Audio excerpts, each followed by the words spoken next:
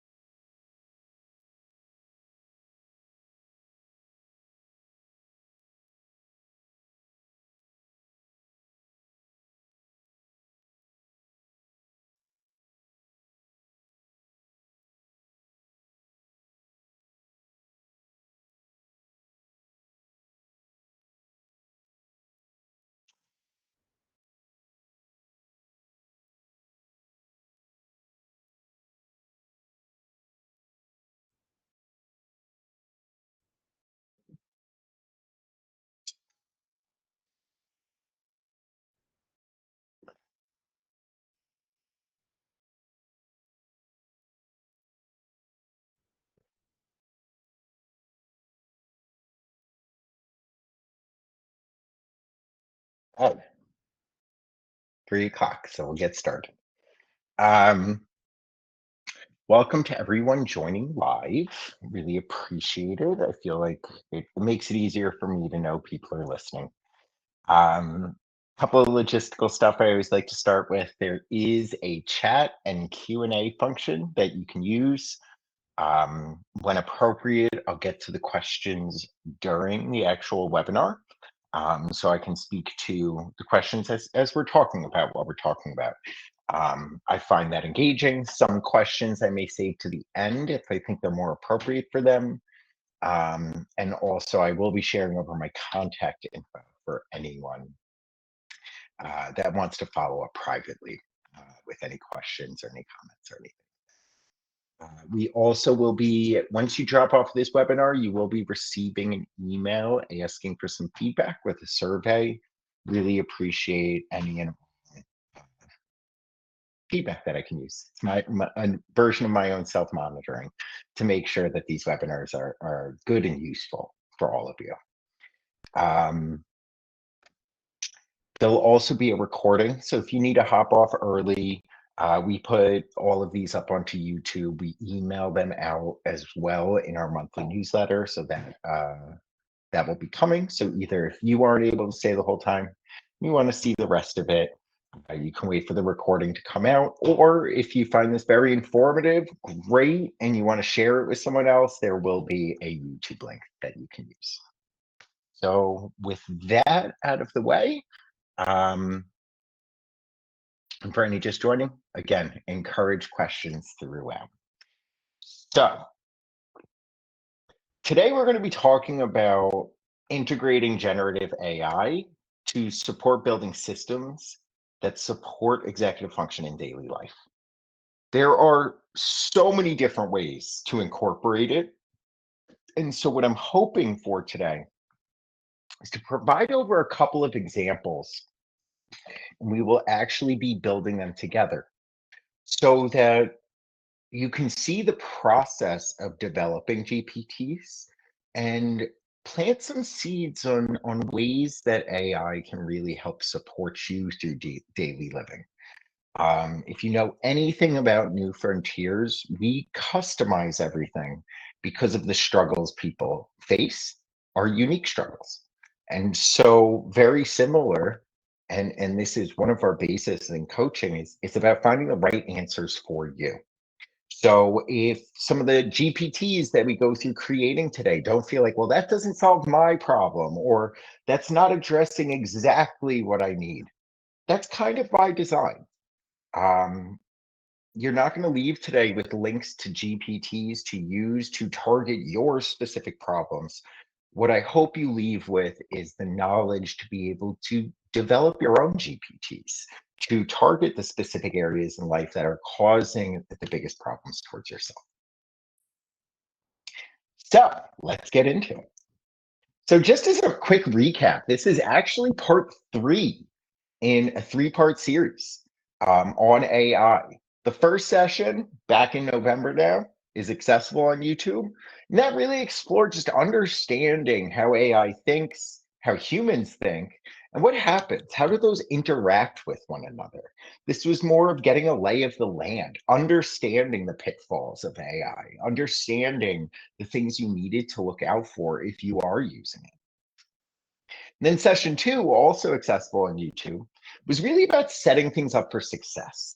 And so this was about settings that we were exploring. This was about um, how chats remember things. How do you remember things across chats? How can we customize different features to mitigate some of the challenges in it?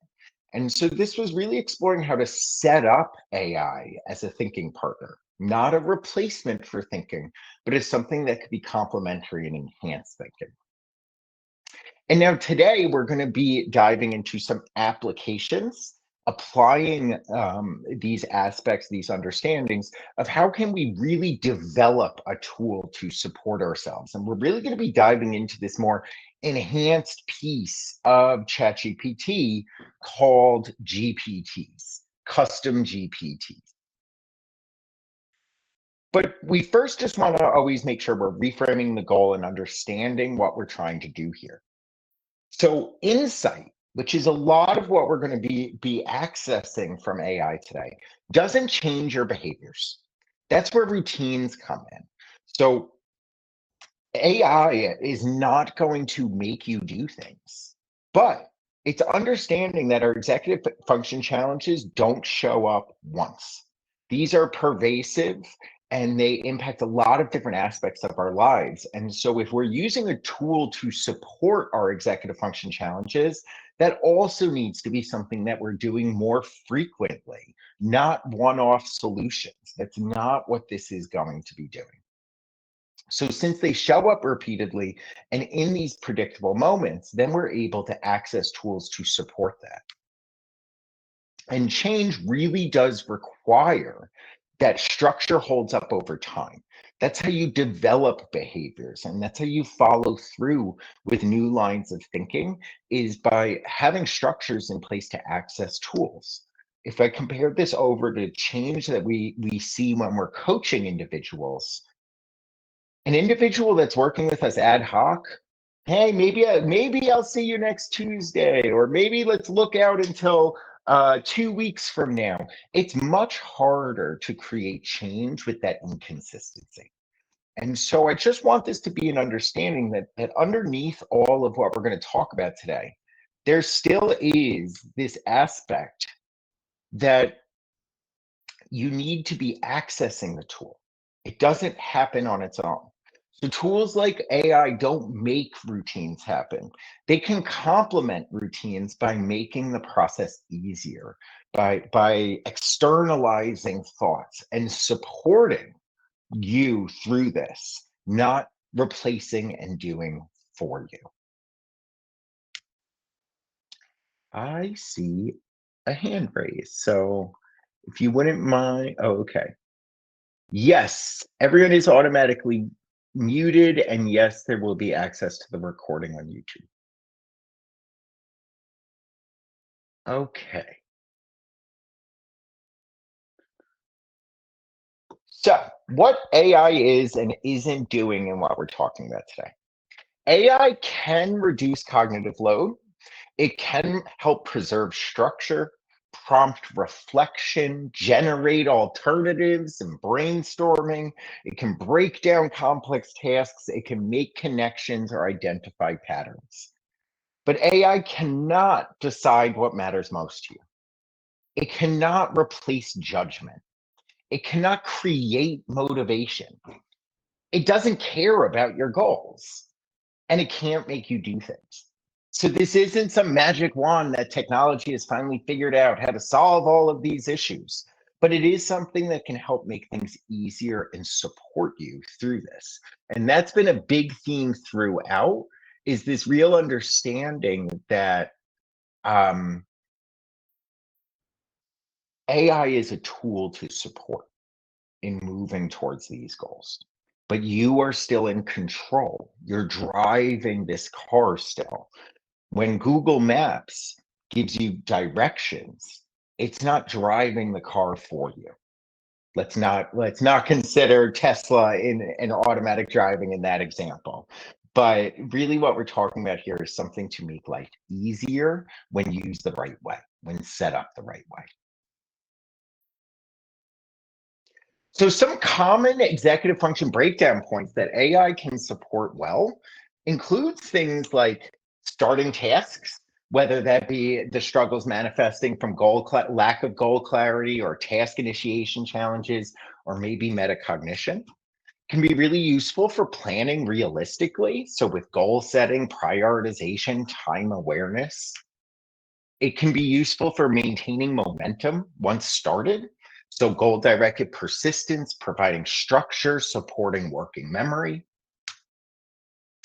And it can be useful with reflecting and adjusting. So again, metacognition, cognitive flexibility, and self-monitoring. And each of these breakdown points can stem from a couple of different executive functions. And so when we start going in, and you'll see in some of these tools, there is a bit of a crossroads of executive functions, but where we're focusing on our specific tasks. And those specific tasks that we're going to be looking at today are workflows and these lenses of workflow. And workflows are something often identified in more professional career spaces, but it really applies also to our day-to-day lives or things that we are facing in more of our day-to-day lives. And so a workflow is a repeatable sequence. So, and this helps with externalizing structure, reduces decision fatigue, and prompts thinking at the right moments. And so when we're thinking about a workflow, we're trying to think about what is like a packaged set of things that you do, questions that you ask, processes that you go through that is or is not yet happening, but should be happening. And so a perfect example is maybe you're someone that wants to plan out your week and then plan out to-do lists each day of the week. That is something that is happening weekly and daily. That is a repeatable workflow. Repeatable workflows like this are excellent for GPTs and AI because we can define that structure and then we can create an AI partner to support us through those structures, those repeatable moments. So what we're really going to be doing here today is designing scaffolding, not automation for us. Remember, yes, there's ways AI can support an automation, but when we're exploring how to use it with executive functions, how to use it as part of our own kind of cognition, we're not trying to automate that. Because if we're not part of it, then we're ceding that control over to AI. That's not what we should be doing here. So how are we going to be using these workflows today? We're going to go through 3 examples that we actually are designing GPTs and going through a bit together. And in each of those, we're going to explore what the executive function breakdown point is. We're going to actually build a GPT together that scaffolds thinking.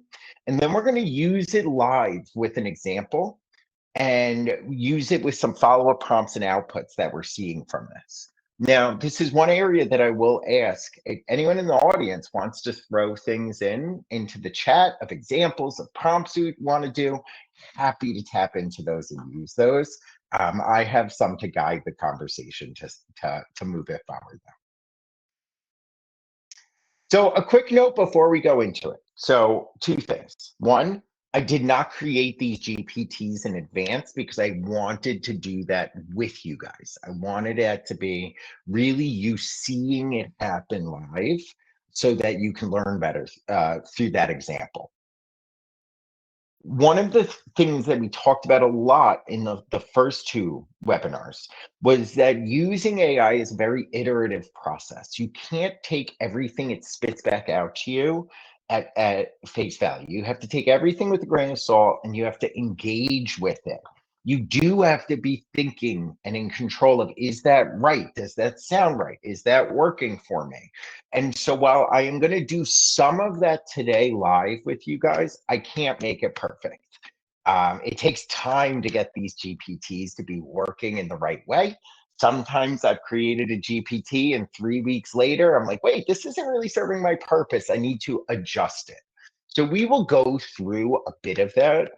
But if it doesn't spit out perfect responses right away, I did just want to let you guys know as a reminder, this is an iterative process to continually refine these tools to better support us in moving towards our goals. So the first one I thought we could tackle is task initiation. And so really that this executive function breakdown point is getting started on things. Now, this can come from the breakdown can show up when tasks feel too big or undefined. I don't know where to begin. Maybe the first step feels a bit unclear. It's overwhelming. Maybe there's emotional procrastination going on, and so avoidance is kicking in before action. Maybe there's some decision fatigue going on. But really, what we're seeing is that there's a desire to start, but then starting doesn't happen. And we don't know why. I just can't get the wheels turning. And what's going wrong here is maybe like people are staring at the whole task. There's that saying of how do you eat an elephant, and it's bit by bit. But like when you see the whole task, it's overwhelming. It's paralyzing. Everything feels equally big. What's the most important thing to start with? What's the smartest thing to start with? We see this a lot also with people waiting to feel ready. I don't feel like it's going to be a waste of time if I start now. Maybe I'll just start later. And starting gets postponed. This is where we're seeing a lot of procrastination happen. Procrastination isn't always a conscious choice of, I don't want to do this. Procrastination is often I don't know how to do this right now. So when we're designing a GPT here, the design intent around this is that we want support in narrowing the task from a whole into a smaller part. We do want this GPT to be asking questions to make sure we're clarifying the scope. We want this GPT to support us in identifying a manageable entry point. And we want this to support starting. It's not so much the focus on finishing. It's more about we're designing something to help us and where do we begin? And the reason why I'm just clarifying that is when you're dealing with initiation struggles, often when you get the wheels turning, it's much easier to continue. It's that initial hump of getting started or not knowing where to start.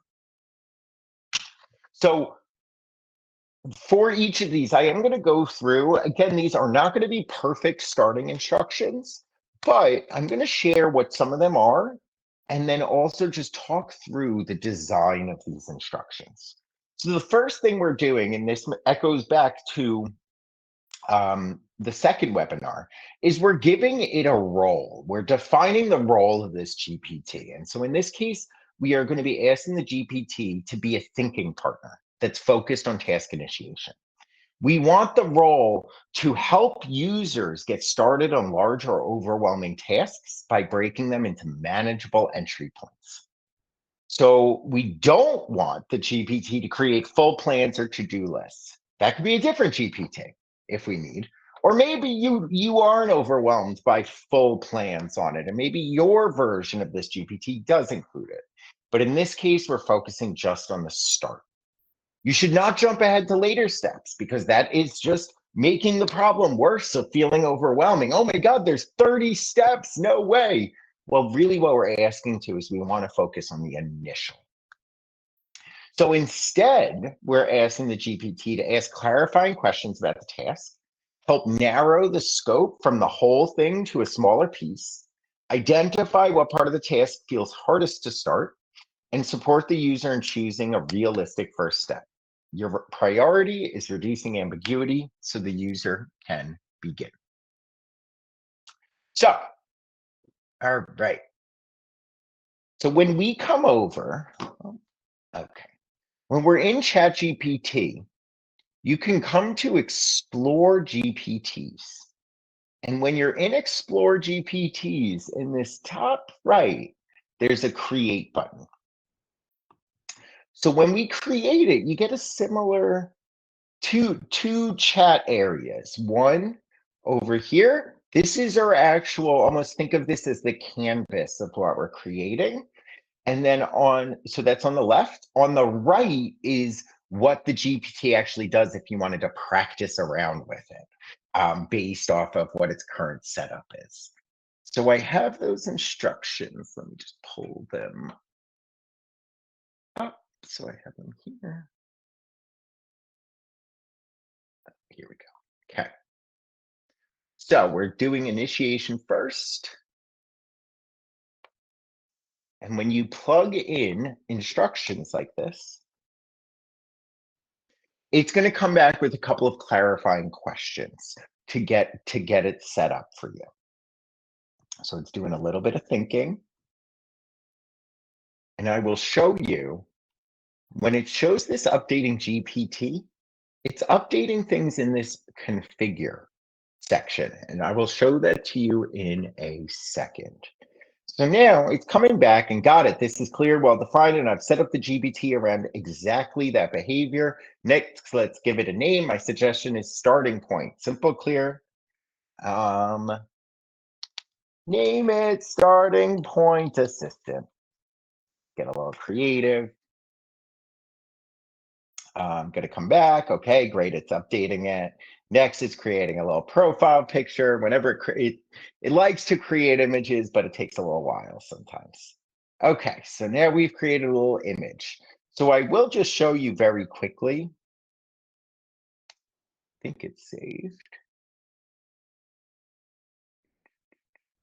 Oh no, it's not quite there yet. Okay, but either way, the GPTs that you create pop up over on the side here under your GPTs. So now, great. Let's keep it. Typically, if it has enough questions, it starts. So what kind of situations or tasks do you imagine people bringing to this most often? This is where you can go back and forth to iterate with this creation function.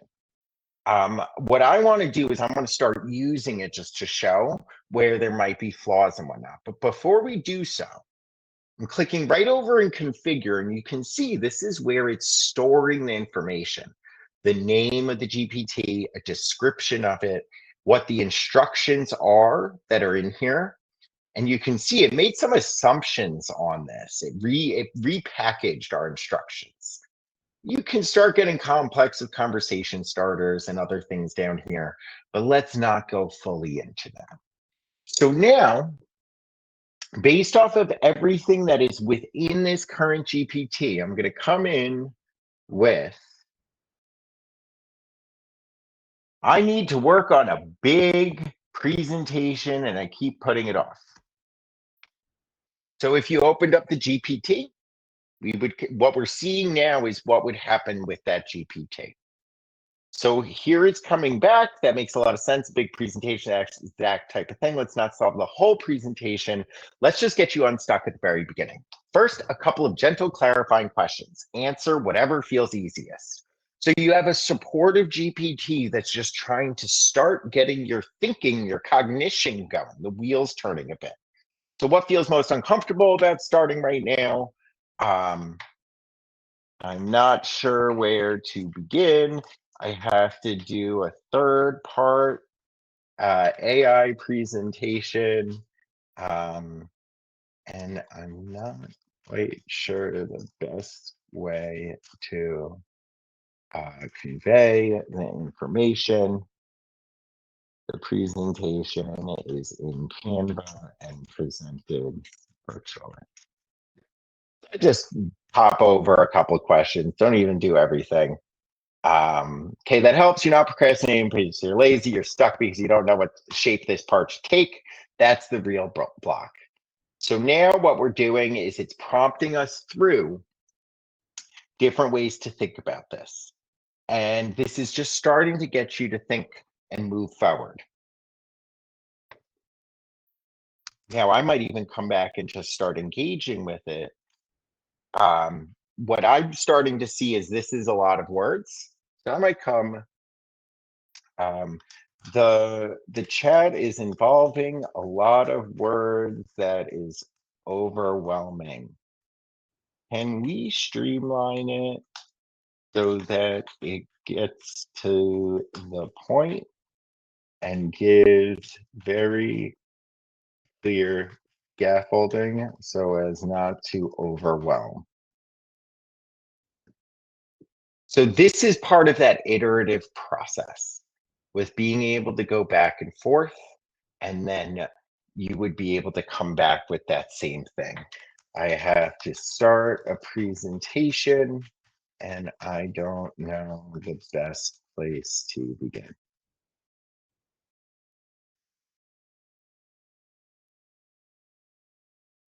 So now, a lot less text. Now, some people might like all of the other version, all of that thinking, all of that getting engaged. But for some people, that might be overwhelming. And this is a way to begin breaking down the task into a much more manageable fashion. So once you have that, the rest gets easier. If you want, tell me who's it for. General audience, topic is on AI and creating GPTs. What should I do right now?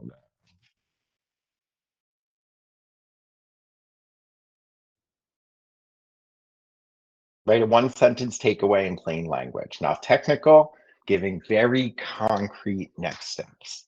And then this is ways that you can begin mapping out. You might say, well, I don't want to start there. Well, this is actually a great thing that we sometimes do in coaching. Quick little secret.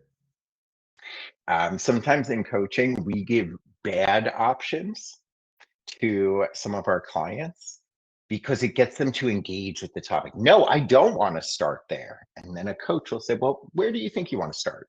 And by seeing what they don't want, then it becomes, oh, now I know what I do want. So I could come in and I don't want to do a one-line takeaway. What if I started with an outline? So this is a way to help move forward through the paralysis. One of the key techniques that we have with task initiation is to start with things you know how to do. Don't start with the things you don't know how to do. And so this is an initiation tactic of, if you don't know where to start, maybe start talking to the GPT to just start getting those creative juices flowing, just to start moving forward. So now 3-line skeleton only, why this matters. And so this is helping prompt through. So once we're comfortable with where the GPT is, you would click create, and you can either make it private, so it only shares with you, or you can actually make it public to share with multiple people. So I will just do anyone with the link. This isn't my best GPT, but if anyone wanted the link, I'm happy to share it. And when you now come over, after you've clicked that create button, you will see starting point assistant pops up over here. Now, I do want to point out, just before we move on to the next one, is when you go to explore GPTs, they have this full library. And this is where other people have created ones. So you can see there's some executive coaches that have created things, daily task initiation coach. And so these are other people that have packaged GPTs themselves that you can go on and access. Okay. So with this task initiation, what you're seeing is that we're beginning to reduce cognitive overload. Even though it might not have been the exact prompts that I wanted feedback on, it was helping to focus in on a smaller part instead of everything all at once. And you saw that when I went in to say, well, I'd rather outline it, it actually pulled back a little bit. And no, maybe don't do that because you're already feeling overwhelmed on thinking about everything. What's happening here is it's helping clarify ambiguity. You're doing a presentation, who is your audience, is a very relevant initial question. What is the main takeaway? Very relevant point, and you're clarifying what we're actually doing here. It was helping to identify an initial starting point and initiating action intentionally. Some other use cases for a similar GPT like this could be starting writing assignments. It's a more particular task, but it is still task initiation. It could be with beginning studying, opening difficult emails, and replying to those, and then initiating some hard conversations. These are different applications for a similar type of setup. And I have momentum here. Really, the goal about this GPT would be to help us get going, and then we sustain ourselves moving forward now that we've gotten started. Um, great case example. I didn't create a GPT for this, but in a task initiation usage, when I got up to this part of the presentation and I was trying to frame how I wanted to go through each of them, I got stuck. I just didn't know how to present the information over. And I went over and I worked a little bit with ChatGPT on brainstorming some ideation. And not only was it helpful with me ideating and brainstorming ideas, but it also was an easy first step. My initial reaction was I got up to that part of the presentation, I took a 5 minute break, and then when I came back to sit down, I just couldn't get started. I was ready to move on to something else. But then nope, I need to get this done. Let's initiate this task. And I went and accessed ChatGPT to support that initiation function. Um, the one other thing I did just want to share for anyone working with us, sorry about that light going out. For anyone working with us, these are things that there is definitely intentional design behind GPTs. There is an awareness of yourself that should be present. And these are things that we can support you with in making sure that it's not exacerbating blind spots and actually supporting your particular challenges. And if you don't work with us, it's something that we can support with. So now metacognition and reflection. This is another use case that I do use a bunch. And so the executive function breakdown point here is not learning from experience. And so the breakdown shows up when someone keeps trying but doesn't improve. Frustration can build without insight. Effort feels very high, but results feel low. And the same strategies get reused automatically. What's often going wrong here is that people are moving on too quickly. Something happens, and rather than building in time to reflect, we're just moving on. Or rather, maybe it's not even building time to reflect, it's not knowing how to reflect or not having people to reflect with, which is there's no problem to have to reflect with people. Reflection is skipped or superficial, patterns go unnoticed, and the adjustment never happens. And so what we're looking at here is we really want to design this around to help slow thinking down after an action, surface patterns across attempts, separate effort from effectiveness, or prompt intentional adjustment. And so when we're looking at instructions and designing this towards metacognition, we want to be looking at things like we want this to be a reflection partner focused on helping users learn from experience. Your role is to guide structure reflection that improves future decisions. You should ask questions that slow thinking down, help the user reflect on what worked and what didn't work, surface patterns across attempts, not just single events, distinguish effort from effectiveness, tie feedback to cognitive strengths and weaknesses, prompt the user to consider what they might try differently next time, identify what to look out for in next attempts of self-monitoring support, and you should not offer advice before reflection, reassure without insight, and jump straight to conclusions. And so that's us putting those guardrails in to make sure that it's not doing anything that won't be supportive there. Okay. So let me copy this one over. Right. Okay, so we're back. Let me go to create, plug this guy in, let it do a little thinking.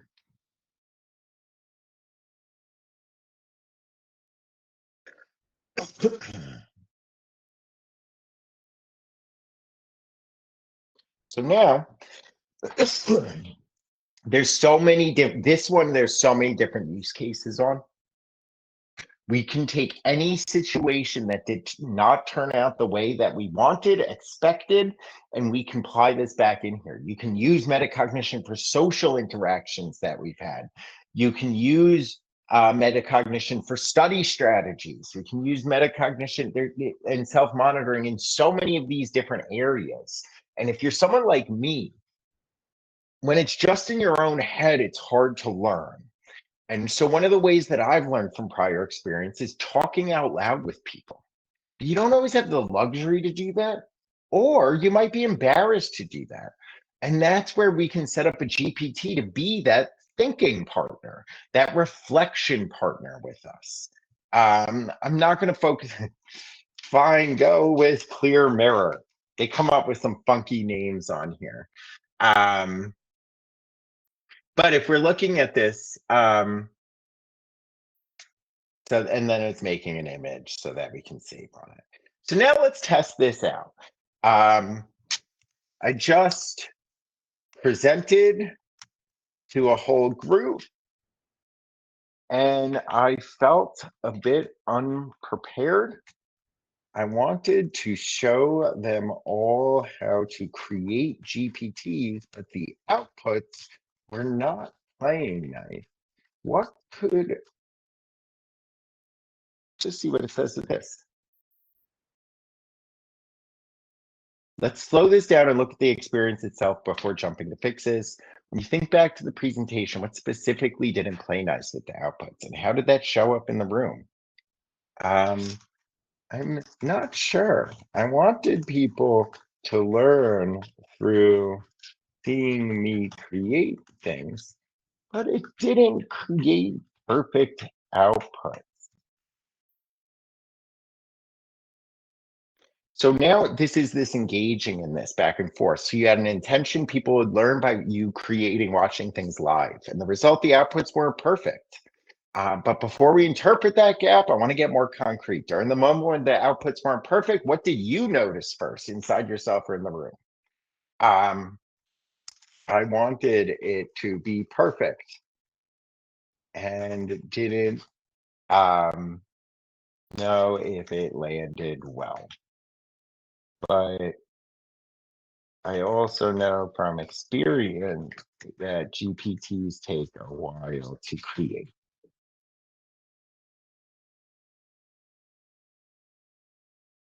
So just this, so on one side you want it to be perfect, you know it takes a while, the two truths both present at the same time. Let me ask you to slow into this in that moment. Which standard is actually guiding you more, the internal, this should be perfect now standard, or your experiential knowledge of how this process really works? Now, if you use the same chat in certain aspects of metacognition, it's going to begin to learn patterns about your engagement with it. What I will say, as you tailor this, and it can, like, what I will say is that just this process of going back and forth is flexing metacognition muscles. It's getting you to reflect on a situation, to engage in conversation, to think about it. And if you remember, one of the design factors that we were trying to correct for is moving on too quickly. And so just having a space to reflect and learn more is a way to help with this. And I'll even just throw in like some perspective taking. Do you think the audience perceived, or do you think the audience would perceive it the same way? Now this can help with perspective taking and support that. And so this is going through a bit back and forth on that. And then similarly, we can come back and take anything that we don't like so much about this. The one thing that I would come in when designing metacognition is, what if I wanted to focus more on focus questions around learning styles and cognition rather than just feelings. And this can now incorporate that feedback. And then just remember, each time we would come back and create once we're done with that to access it in the future. I will actually just take a moment to share that when you do one, so if I come to the um, last GPT that I created, when you start a new chat, when you click on it, blah, blah, let me just do that. What you're going to see is it pops up here. So you don't need to always go back to the same GPT. And this is a way that it knows me. And look at that reply with the initiation one. What are you actually trying to start right now? But this is a way that, especially with something like a metacognition GPT, you'd want to go back and access a prior one. So it has prior knowledge about your learning styles, your thinking styles, your strengths and weaknesses. And so what we're trying to do here is practice metacognition and self-monitoring. It's asking certain questions to support that thinking process. By using the same chat, it can help support with pattern recognition, and it can help give alternate perspectives or alternate thinking methods of thinking for some cognitive flexibility. Again, a lot of metacognition is just thinking about your own thinking.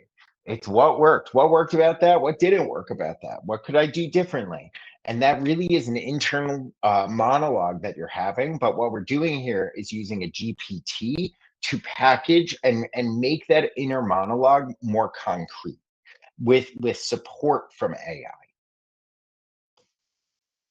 So similarly, this could be reflecting on a tough week at work, what made it tough, reviewing a failed study strategy, evaluating why a habit didn't stick.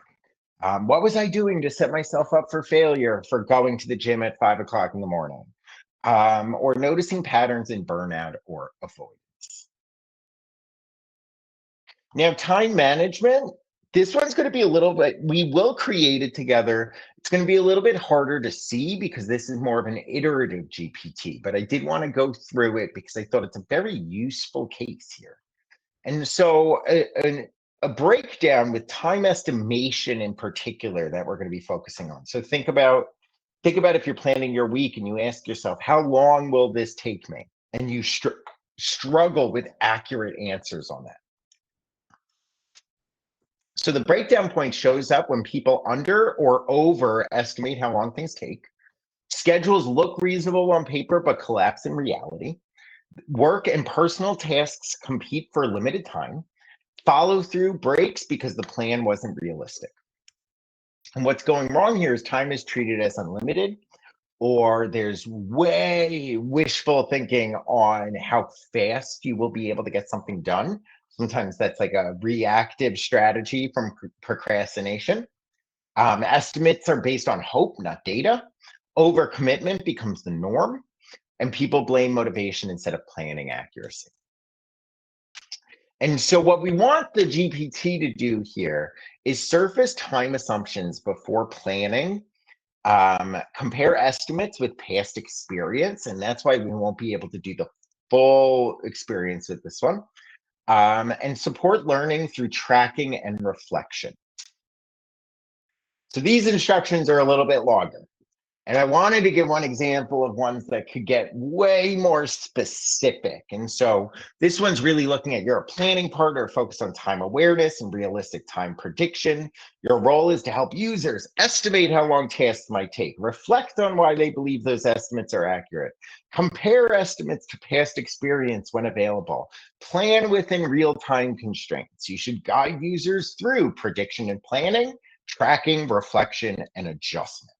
Before helping with scheduling, you should ask what tasks need to be done, ask how long the user thinks each task will take, ask why they believe those estimates are realistic, prompt reflection on whether similar tasks have taken more or less time in the past.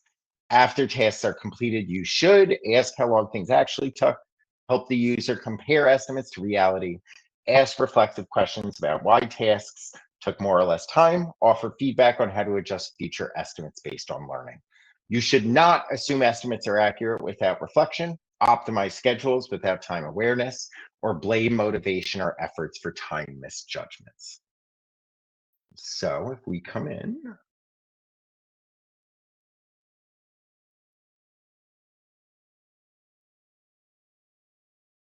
we are.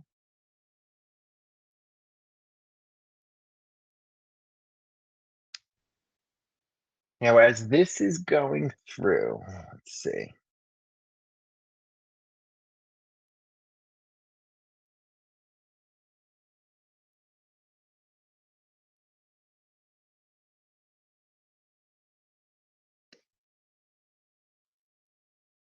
All right, so let's just toy around with it rather than naming it and stuff. So if we come in, I have a lot to get done this week between work and personal chores, and my time is limited.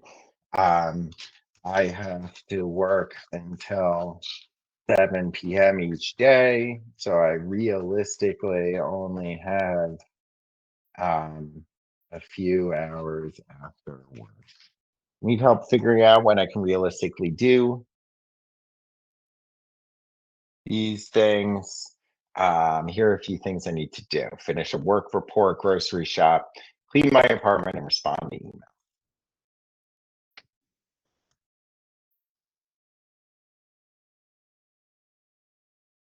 So right now we're missing the most important inputs, your own time estimates and constraints. Think of these as hypotheses will test, not commitments.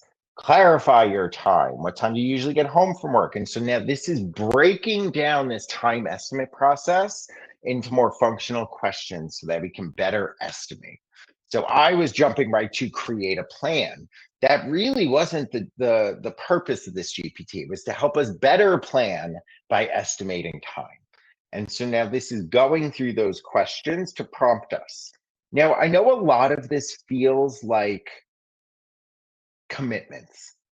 A lot of this can feel like, well, is this really going to make life easier? Are these GPTs making it easier? But what change is hard, like if these are areas that are rising to the occasion of being a big problem for you, then it's worth the time to work on these skills. What's great about this is it's going right into giving us a template to begin estimating time, and then we can start comparing it. So when you come back, you're able to say, this took me this long. Great, you overestimated. Let's make this adjustment next time.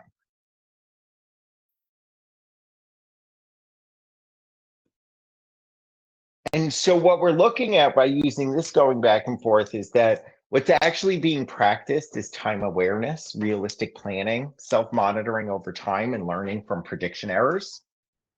And then this can be used for weekly planning, balancing work and personal tasks, preparing for busy seasons, preventing burnout from overcommitment. Now, each of these GPTs were more broad. I wanted to make them for a general audience coming to join or viewing later on YouTube. But the more specific that you get with designing GPTs, the more targeted the responses will be, the more relevant they will be. I was using a lot of very generic cases, and so we got more generic responses. But for example, with planning and prioritization, you can design GPTs that you paste your college syllabi into. It can help you make plans. You can make GPTs that are study partners, that adapt to your strategies that work for you for studying, and create study plans over 2 weeks. You can create GPTs that can support to-do lists daily. Hey, I didn't get to this yesterday. I need to get to it today. Um, you can use GPTs for goal setting, semester goal, clarifying priorities for a new project or role at work. Perspective taking is one of my favorites to use. I will often go in, if you are someone that makes a lot of assumptions in conversations, and sometimes put your foot in your mouth, perspective taking is great.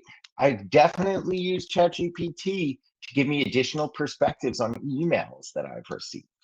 Hey, I read this is really aggressive. What is there other ways to view this email? interpreting a difficult interaction differently. Self-monitoring, so weekly plan check-ins. Hey, how am I going with my plan? Noticing when habits or routines are slipping. Communication preparation, so preparing for a conversation at work with friends, organizing thoughts before a hard discussion with family, with whoever. And transitions and routine building. So helping design really good, healthy start of day routines or end of day shutdown routines, and having a partner that you can go to adjust those routines as they work or don't work. And so that is almost tying in some of that metacognition and self-monitoring GPT aspects that you may use. So on just some final comments here. Access requires struggle. So since these EF challenges are showing up repeatedly, tools only help if you remember to use them. So this is not solving that issue. For all of you that don't like digital calendars and reminders, you still need to use those to do your routines. Habits and routines support access in using these, and coaching can help build that structure if you need it. So if you need support there, we are here to support with this move into new society. Personalization improves impact. So generic GPTs are a starting point, but tailoring them to your patterns works better. Giving feedback on what you're actually looking for, what is really helping you, what is not helping you, will only enhance any GPTs. And growth areas benefit most from customization. And lastly, purpose over perfection. You don't need a GPT for everything. We don't want you to have a GPT for everything. We don't want you to have a GPT that you use forever. You want to use structure to support the challenge areas. And in this case, the structure could be a GPT support or other aspects of AI. And the goal is really growth, not dependence. And so the final thought, and before any other questions that might come in, is that AI can amplify growth or undermine it. Difference isn't the tool, it's how thoughtfully we use that tool. And so in this case, knowledge really is power. And that was the hope of this three-part series, is to help broaden that knowledge basis of what this tool is, how to mitigate some of the challenges that can present from using it, and then how to customize it even further to better support where your problems are. And with that, it's understanding that it's becoming more and more pervasive in our society, and learning to navigate it is only going to make you only going to enhance things as you move forward and learn to use these tools effectively for yourself. So thank you. I will stay on and keep an eye out for questions as they come in for a couple more minutes. But thank you very much.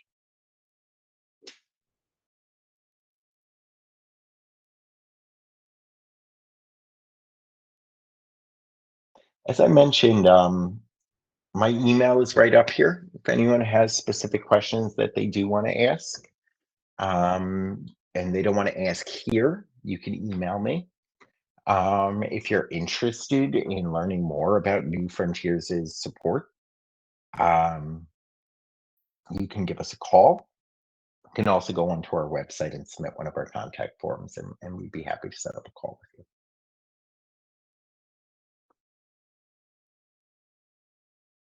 Okay.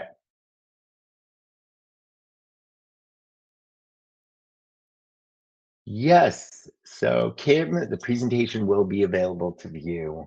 I just got to get it up onto YouTube and stuff, but you will definitely get a copy. We send it out in our monthly newsletter, or you can check out YouTube probably in a week or so. It'll be up there. All right. Thank you all for all of your all of the clapping I'm seeing and everything. I really appreciate it. I'm glad it was useful for those of you. It does not look like any other questions are coming in. Um, oh, one last thing, Kim, if you are still here, do you want to email me quickly? I can send you like the unedited version. I just ask you don't share that until I can cut out things and stuff. But if you're eager to see the beginning today, in about an hour, I'll be able to share over that link with you. Thank you, everyone. Hope everyone across the country, if you're getting hit with this winter storm, I hope you stay safe through this.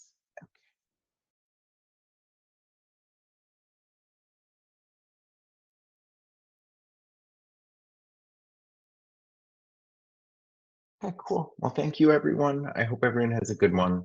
Um, See you at the next one. Bye bye.